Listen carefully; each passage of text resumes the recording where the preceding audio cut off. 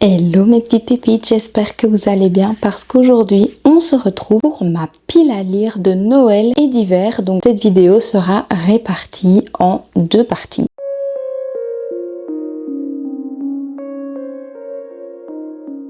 Je vais commencer par vous présenter ma pile à lire de Noël parce que ça approche à grands pas, le mois de décembre est vraiment presque là. Donc j'avais trop hâte de vous présenter cette pile à lire et j'ai hâte de me plonger dans tous ces romans de Noël qui vont certainement être tous des pépites.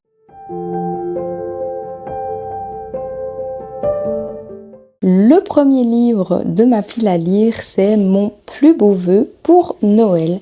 Regardez-moi cette sublime couverture, blanc, doré, tout ce qu'on aime, c'est sobre et c'est juste magnifique. Ici, on va suivre Annika qui est la meilleure elfe agente, spéciale à filtrer, mais cette fois la mission qu'on lui confie va lui permettre de pouvoir réaliser son rêve qui est de devenir le bras droit du Père Noël. Pour cela, elle devra accomplir des miracles, rapporter un peu de magie dans une famille qui est brisée par le deuil et aider Devin qui est le père veuf de cette famille à guérir de ses blessures passées. Au fur et à mesure du temps, elle va se rapprocher de Devin et elle ne peut nier l'effet qu'il a sur lui. Elle sait que leur histoire est impossible parce qu'elle ne reste que 26 jours pour pouvoir réussir sa mission et après elle devra repartir. Maintenant, toute personne qui croit à la magie de Noël pourrait bien être étonnée. Il a l'air trop chouette, je trouve que ça a l'air vraiment génial.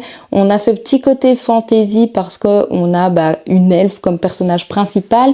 Mais on a également ce côté réaliste vu qu'on suit une famille endeuillée, etc. Donc je trouvais ça chouette parce que ça a l'air d'être une lecture qui mêle des thèmes difficiles à la magie de Noël et donc je trouve ça vraiment génial. Donc j'ai trop hâte de le lire et en plus il est magnifique. Donc que demander de plus? Le prochain livre de ma pile à lire se nomme Mais oui, Bloody Christmas. Ici on est sur une romance de Noël mais également sur un petit polar. Donc je trouvais ça chouette d'avoir la partie thriller et la partie Noël réunies ensemble. On va suivre Lucas Miller qui est un auteur de polar et qui déteste Noël. On va également suivre Violette qui est libraire et qui adore cette période. Elle ne jure que par ça. Ce fameux auteur de polar va emménager dans son petit village et elle se met qu'une seule chose en tête, lui faire apprécier Noël. Il ne compte pas se laisser envahir par l'optimisme de Violette et si elle ne veut pas finir dans un cercueil, il vaudrait mieux qu'elle garde ses distances. Donc comme vous l'avez compris, on est peut-être pas forcément sur un ennemi sous lover, mais en tout cas sur un Grumpy Sunshine, quelque chose comme ça.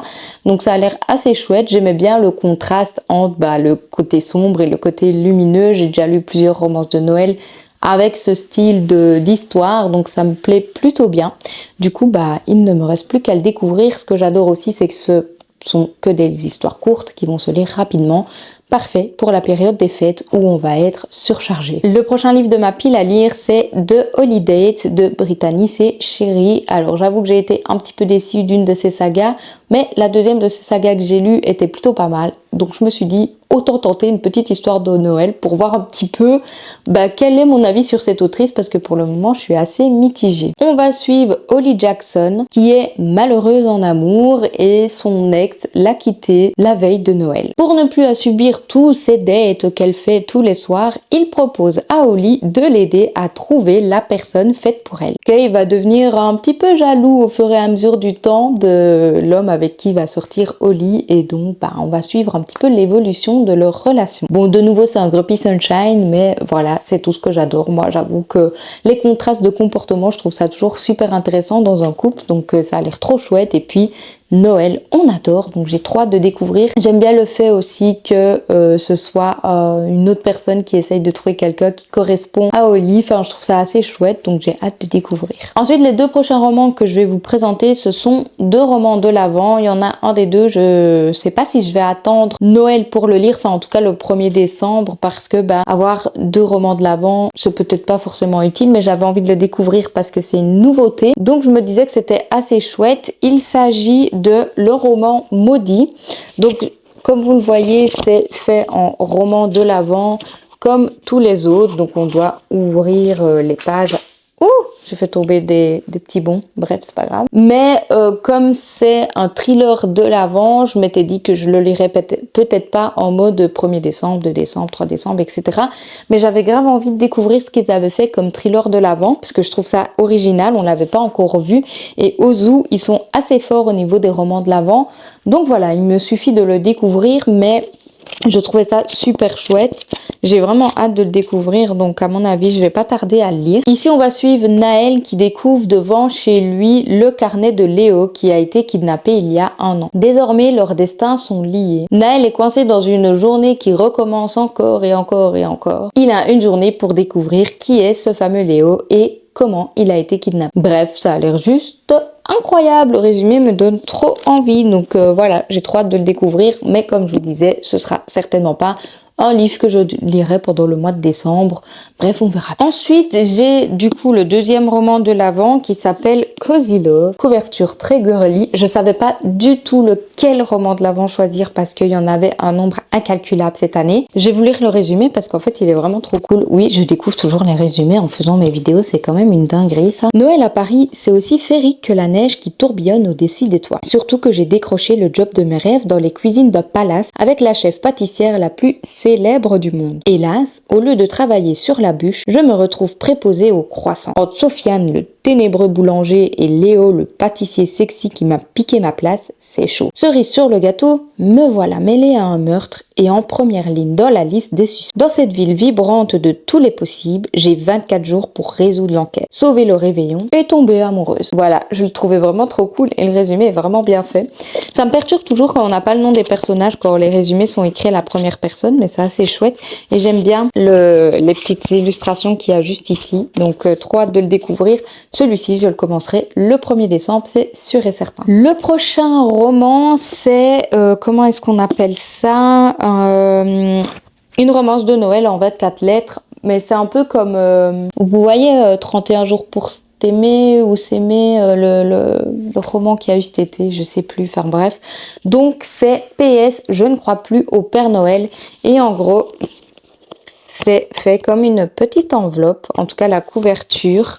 Et donc c'est un roman épistolaire parce que on a des petites lettres dans le roman. On a plein de choses à l'intérieur de ce livre. On a des illustrations, des recettes, des coloriages et 24 lettres.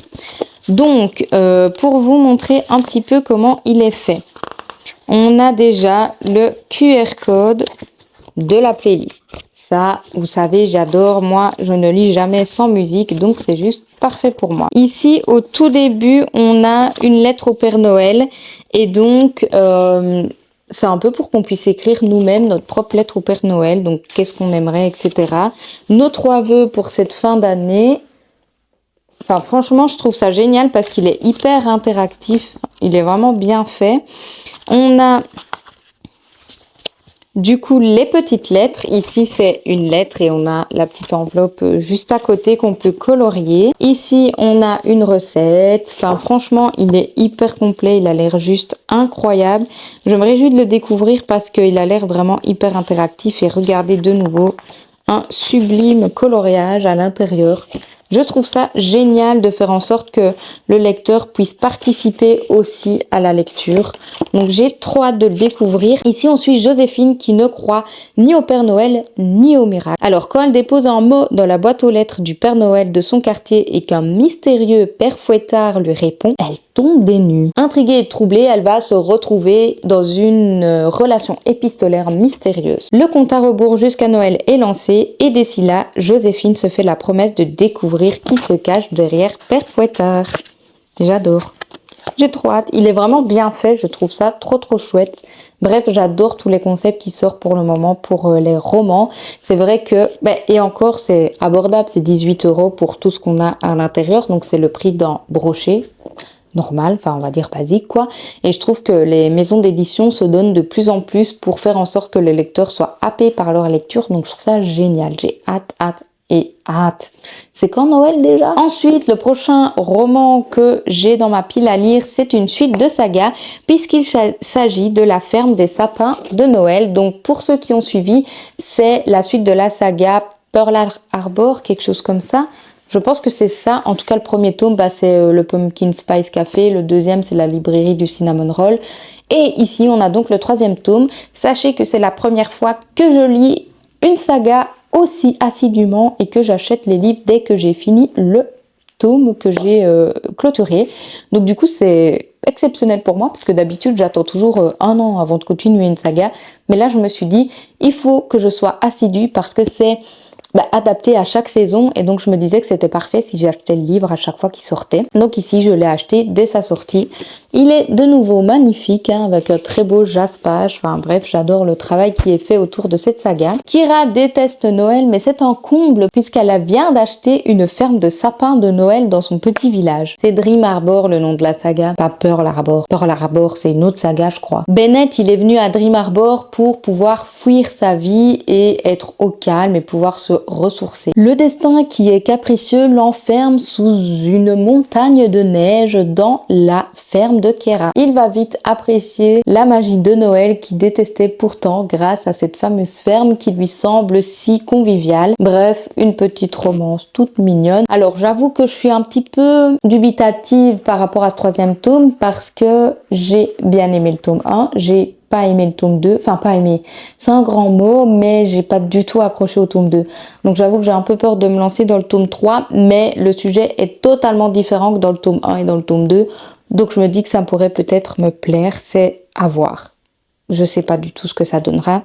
Et ici on est sur une lecture où il y a 2 flammes, mais je me méfie parce que dans les autres romans il y avait noté qu'une seule flamme et pourtant c'était assez olé olé, donc on verra bien. L'avant-dernier livre de ma pile à lire de Noël, c'est La guerre des biscuits de Noël. Regardez-moi cette beauté, il est trop mignon. Et en plus ça va trop bien regarder avec mes petits doudous pain d'épices, je sais pas si vous le voyez. C'est trop mignon et j'ai une tasse aussi avec un petit pain d'épices dessus, donc je me dis que ça sera juste parfait.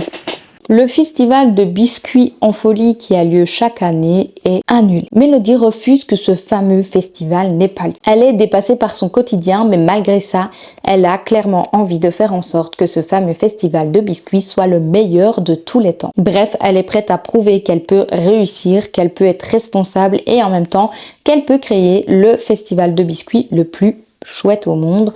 Donc voilà, c'est une histoire assez haute en couleurs, qui a l'air assez drôle. Bref, j'ai trop hâte de le découvrir. C'est quand même un peu différent de d'habitude, vu qu'ici, on est sur une mère quand même qui a un quotidien assez compliqué. Elle est seule, elle est mère de jumeaux, elle travaille énormément et en même temps, elle se met ce projet-là en tête, donc les gens ne croient pas qu'elle pourrait y arriver, mais elle a envie de montrer qu'elle peut se battre et qu'elle peut réussir malgré tout. Donc je trouve ça trop chouette et ça a l'air d'être un livre avec des très belles morales, donc voilà. Le tout dernier livre de ma pile à lire de Noël, c'est Noël à Silver Bell. Il est trop beau de nouveau. C'est trop chouette que les brochets ils fassent aussi des jaspages, etc. Je trouve que ça change un peu de mettre 30 € dans un relié et d'avoir quand même des sublimes brochets malgré tout. Ici on va suivre Sylvie qui travaille au Christmas Café. C'est sa grand-mère qui lui a transmis sa passion pour la pâtisserie, sauf qu'un jour, Sylvie va découvrir que le patron a envie de vendre ce fameux café. Au même moment, la ville accueille le tournage d'un téléfilm de Noël et donc Sylvie voilà l'occasion d'attirer une nouvelle clientèle pour ce fameux café et éviter sa fermeture. On a un petit triangle amoureux, des paillettes, de la confiserie. Bref, ça a l'air trop chouette. Je n'ai pas été plus loin dans le résumé, mais Sylvie va rencontrer un garçon qui fait partie du téléfilm et elle va également être aidée par un de ses anciens amis par rapport à tout ce qu'elle veut faire, donc les préparatifs de Noël, sauver le café, etc. Et donc son cœur vacille entre les deux et on verra bien le choix qu'elle fait.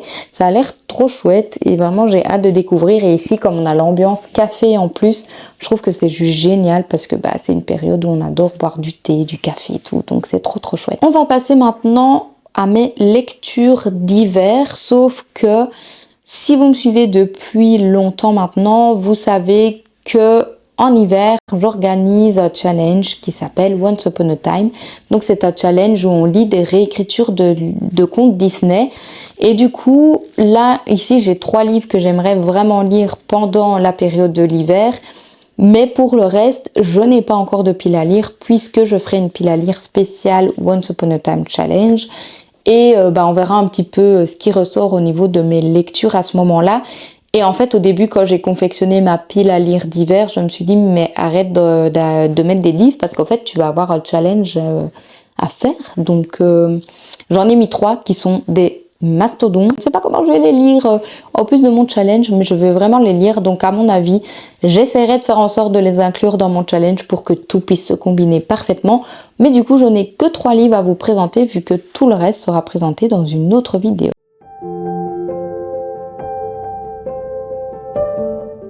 Le premier livre que j'aimerais lire cet hiver, c'est Rêves de glace et d'envol. Donc comme vous le voyez, c'est une couverture hyper hivernale. On a de la glace, tout ce qu'il faut pour lire ce livre en hiver. J'ai payé cette saga un bras, autant être honnête, et je ne l'ai toujours pas lu, alors que je pense que ça doit bien faire 2 ans que je l'ai acheté maintenant.